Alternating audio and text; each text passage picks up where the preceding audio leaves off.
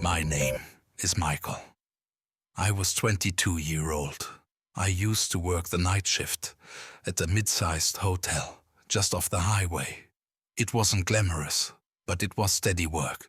The kind of job where you check in weary travelers, keep the coffee hot, and occasionally deal with a drunk guest or broken air conditioner.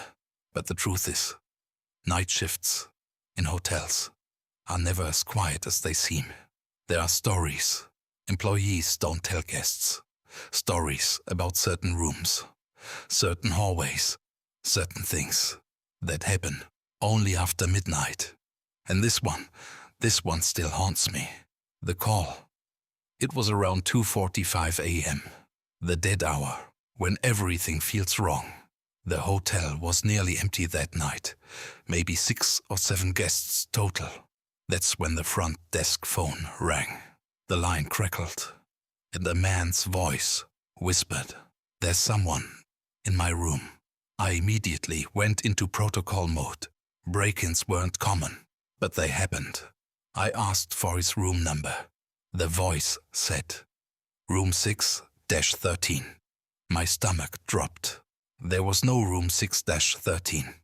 The 6th floor ended at 612. I told him he must have the wrong hotel, but the man repeated, almost begging, "Please, send someone." They're standing at the foot of my bed. Then the line went dead. The elevator ride. I grabbed the master key card and flashlight. Against all reason, I took the elevator to the 6th floor.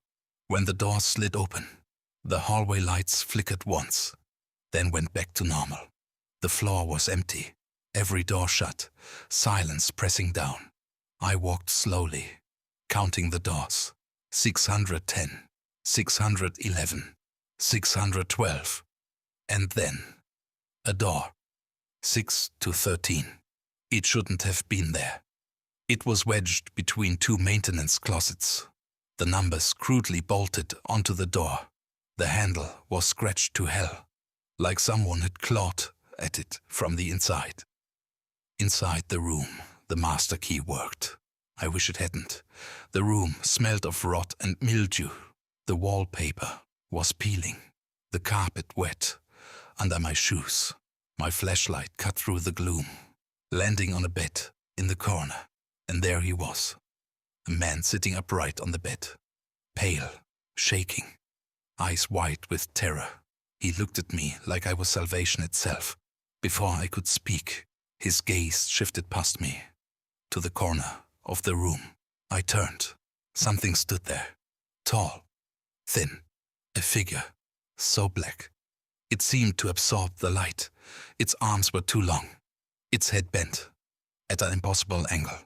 And though it had no face, I swear, I felt its eyes burn into me. The man on the bed began to scream. I didn't think. I grabbed him by the arm and bolted out the door. The figure didn't move, but the walls seemed to stretch, the hallway growing longer as we ran. The lights flickered wildly. I could hear something following. Not footsteps, but a scraping, dragging sound. We made it to the elevator, but the man wouldn't get in. He just shook his head violently, repeating, "It only goes down." He wrenched free of my grip and sprinted down the stairwell. I never saw him again. When I finally stumbled back to the front desk, shaking, the phone was off the hook, and on the line, faint but clear, was the man's voice, whispering, "There's someone in my room." The next morning, I tried to tell my manager what happened. He cut me off, his face pale. "Don't ever answer calls from 6-13, he said. I told him that room doesn't exist. He just looked at me, dead serious, and replied, "Exactly."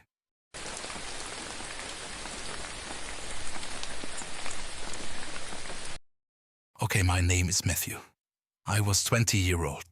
That moment was the nightmare of my life. The night shift. Shh.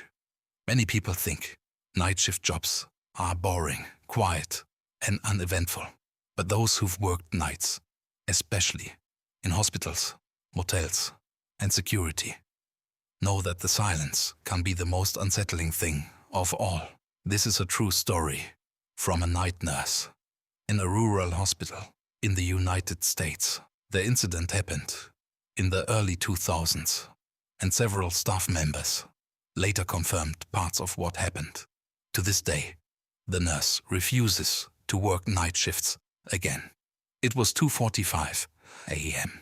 The hospital was nearly empty.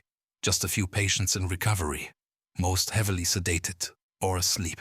The nurse, let's call her Clara, was stationed in the old wing of the hospital, which was rarely used anymore. This section had a reputation. Patients sometimes claimed they saw a woman in black wandering the halls at night. Staff laughed it off, but none liked being assigned there alone. That night, Clara was the only one on duty in that wing. Around 3:10 a.m., a call light went off in room 6, an old patient room that had been closed for years. No one had been assigned there in ages. Thinking it was a wiring issue, Clara went to check. The door was unlocked, lights flickering. Inside, the bed was perfectly made, but the nurse call button on the wall was lit up. She reset it, a little unsettled, and stepped back out. Not even 2 minutes later, it went off again. Clara returned, and this time she swore she saw the outline of someone lying in the bed, a frail old woman facing away from her. Clara froze. That room wasn't in use. When she stepped closer, the bed was empty. She tried to laugh it off, telling herself she was tired. But when she left the room, she noticed something strange. The bed sheets had deep indentations, like someone had just been lying there. For the next hour, Clara heard soft footsteps in the hallway, slow, dragging steps, like someone shuffling in slippers. Every time she checked, the hallway was empty. At one point, she looked down the hall and saw a figure standing in the shadows, a woman with long black hair, wearing a faded hospital gown. When Clara called out, the figure turned into room 6. Shaken, Clara called security to check the wing. A guard came with her, annoyed but curious. They checked room 6 together. The bed was unmade now, sheets pulled down, as if someone had just gotten up. But no one was there. Later, Clara begged the guard to pull up the security footage. At around 3:33 a.m., the cameras clearly showed the door to room 6, slowly opening on its own. And for a split second, a shadowy figure stepped inside. The rest of the night was quiet, until just before dawn. Clara was filling out paperwork when the intercom crackled to life. A faint, raspy old woman's voice whispered, "Nurse, room 6. But here's the terrifying part.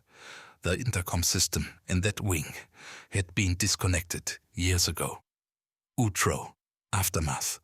Clara refused to ever work nights again.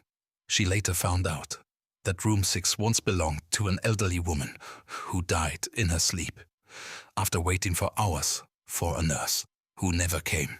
Staff believe her spirit still lingers, pressing the call button for help that never arrives. Multiple workers have since reported seeing the same woman, hearing footsteps, and receiving calls from that empty room. To this day, the old wing of the hospital is avoided at night